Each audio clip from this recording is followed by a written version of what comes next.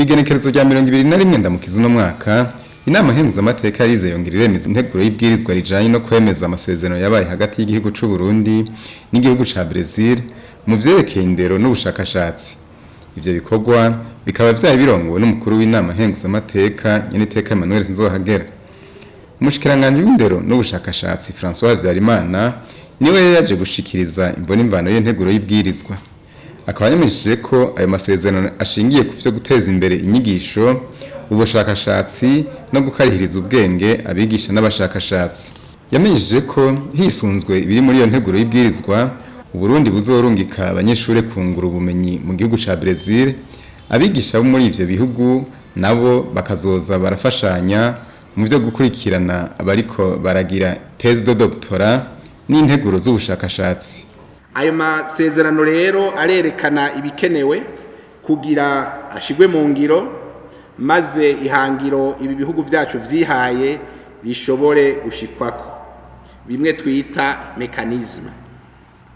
Ayo masezerano afatiye nyene kubisanzwe birangurwa mu bushikiranganje bw'indero n'ubushakashatsi.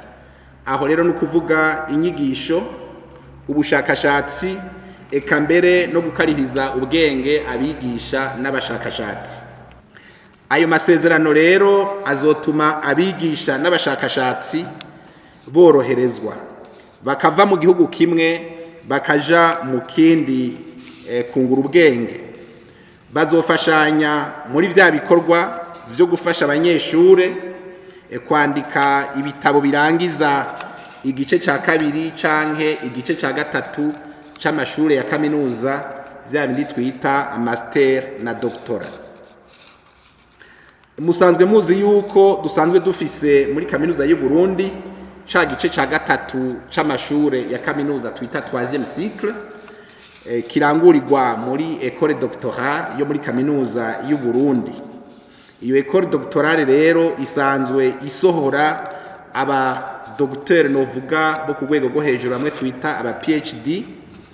Ni ngombwa rero yuko abigisha n'abashakashatsi barangurira ibikorwa novuga muri iyo shure canke mu bindi bigo vy'ubushakashatsi bashobora kungura ubwenge, eka mbere tugiye muri ca gisata co kugira encadrement de thèse bagashobora novuga gufashanya na bene wabo bo mu bihugu bitandukanye nk'iki gihugu ca Brazil kugira ngo nabo bashobore kugira experience muri encadrement de thèse. Nivyo basanzwe nabo nyene bazi ibintu bijanye na thèse kuko nabo nyene barazikoze, ariko tugiye mu gisata ca encadrement de thèse nabo barakeneye novuga abo bamenyereza kugira ngo nabo babigiremwo uburambe. Umushikiranganje François Havyarimana ahejeje gusigurira abakenguzamateka ibiri muri iyo nteguro y'ibwirizwa, nabo baramushikirije amakenga bafise. Bakaba baragarutse ku bijanye n'abanyeshure barungikwa kwiga hanze ntibagaruke, kandi igihugu kiba cakoresheje uburyo butari buke mu kubigisha no gushaka kumenya ko abagenda bakagumayo bitoba biva ku kuntu igihugu coba caka uburusho bamwe bamwe mu baba bagiye kunonosora ivyigwa.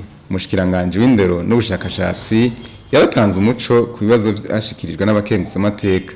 Abakenguzamateka bamaze guca irya nino iyo nteguro y'ibwirizwa baciye bayemeza 100%.